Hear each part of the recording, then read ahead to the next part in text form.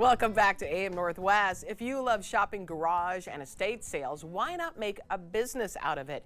Here to share expert tips on how to get started selling your vintage wares, we welcome back antique appraiser Gary Germer. Great to see you, Hey, Helen, Gary. thanks for having me back. Okay, so this is kind of an idea. If it's something you're passionate about, you love to do, maybe make it into a business. Oh yeah, and I think that's part of the key of it is it has to be something you love. You have to love it. Yeah, for sure.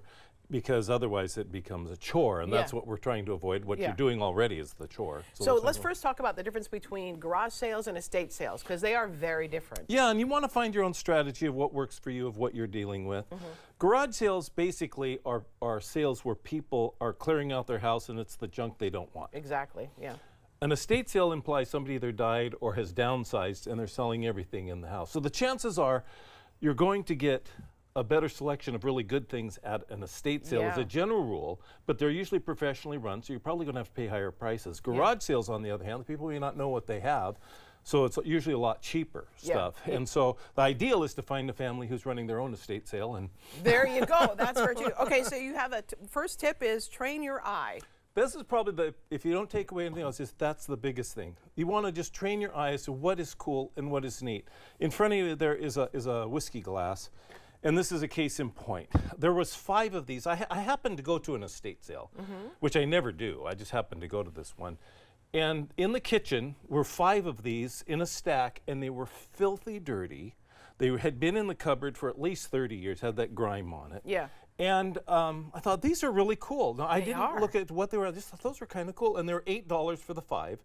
So I thought, well, I'll do $8 for them. I think they would just be fun to have. Yeah. So when I got them home, and I got it because I thought that they looked great. I got them home, cleaned them up, and you'll notice the mark on them is Arla Leak. They're glass. I thought they may have even been plastic, but they're crystal. Arla Leak means it was made before 1940 by the Leak company. I thought, well, great, I got a score. I'll see about maybe getting a couple more to fill it out. Looked on eBay. They sell for $400 a piece. No on way. eBay. So that was one of my, Wow. And it wasn't because I was this big genius that I knew every pattern of You just Lalique. liked it. I just thought it was cool, and it's because I've been at it, and it's unusual, and I liked it, and that's what training your eye will do. Good stuff will pop out at you. Okay, and then you say to use use a category that really interests you.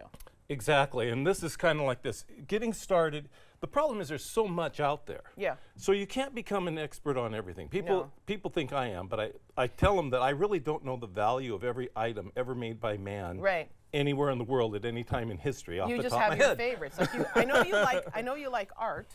I do. I love art. I love a lot of stuff. What I would suggest is starting with smaller things, like jewelry is a big deal. Okay. These are just kind of some examples. I have a friend who loves Native American arts. He loves American history. Yeah. So he deals and these are some pieces of his in Native American things. Books, science fiction. Home decor is a big thing. A lot of people love watching the redo shows and stuff like that. If you like that, you'll get training your eye, and you'll go to a sale and realize there's some really great things. Yeah, and training your eye, you have your magnifying glass. This is you have to have 2 tools, main tools, or you have a lot of other things you can bring with you. One is your loupe, which is a magnifying glass. Yeah. And I'll quit shaking it so you can see what I'm talking about. And that is so you can see the marks on things. You can see it up close. Is this a painting or a print? Is it Lalique or is it not? Right. Is it whatever? And you can see it. And then you can help you make decision. The other one is your oracle, which we'll call our phones. Yeah. Because with that, and this is happening at my estate sales more and more. I see people looking at something and then they're in the corner looking. Oh, taking pictures and ChatGPT can Google Lens or good ways to kind of shoot something, a picture of something, and it'll bring it up and give you what it is. Now you got to be careful. They're about 70 to 80% accurate. Okay. ChatGPT tends to want to tell you what you want to hear. Oh yeah. But and then of course eBay. You can go to the completed sales to get where the rubber hits the road to see is that really a good buy or not. You also say to follow auctions, but don't do anything auctions at first. is a great learning. If you have a neighborhood auction, go and sit on your hands. Yeah. And then you can see what things are going for and what people is hot in your neighborhood or hot in your area. And it's a great learning experience. Okay, big tip number 2, start small. It is start small. What you want to do is you don't want to invest a ton of money. What you want to do is start off and give yourself like a weekend budget of say $50 to $100, and you're going to find something. Okay. Don't buy everything. There's a saying that says it's better to pass a good deal than buy a bad one. Sure. There's always another good deal, but it's going to take you time to get rid of the bad one. Yeah. And you mentioned follow the auction. Okay, got it. Mention the auction. Most things like okay. that. All right. Start small, and then where to sell them. Where to sell is also then you'll want to start seeing, well, again, you're going to find your own style of what type of sales you like, what neighborhood you want, what sort of things you want to deal in. It's a bit of an experiment. That's another reason for starting small to see if this is something you really want to do. Yeah. Once you get to a certain point that, God, I have a roll on this, I'm making it, I suggest making it into a genuine business. See an accountant, get a business license and all. Looking to sell. Of course, there's tons of on-site. eBay's the biggest, of course, and then there's Etsy, Ruby Lane, all these others, and more coming up all the time. Yeah. But another great thing is making friends with people who are in the business who specialize. So if you find a mid-century rocker for $20, you can take it to the mid-century modern dealer, sell it to him for $100. You've turned your 20 into 100. He's going to sell it for 300. Yeah. God bless him. He's paying the rent. He's paying. Right. You right. know. Also, you say scaling up. That's scaling up. Start small. Make sure of what you want to do, that this is really a business you want to be in.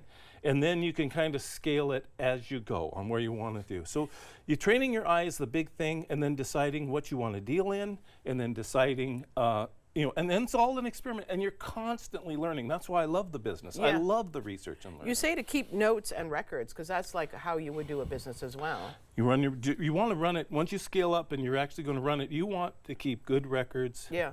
You want to be able to make sure you're making a profit. You want to make sure that also by getting a business license, your car, your gas, other stuff is a business deduction. So it can take your overall household income that comes off of your whole things that you can't deduct if you're just getting a paycheck. As a business, you can now deduct. Also, too, when you take notes, you kind of see what is working and what isn't, right? Exactly. What's selling and what's not selling. Exactly. And again, it's learning. And sometimes you take the notes, and I paid $50 for that, and it was a mistake. So you sold it for 40, just get it out of the way eventually. But you learn those.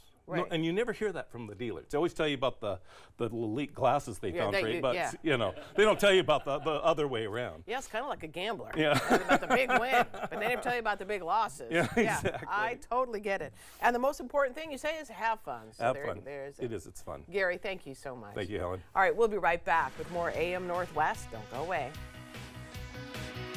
Excellent job, sir.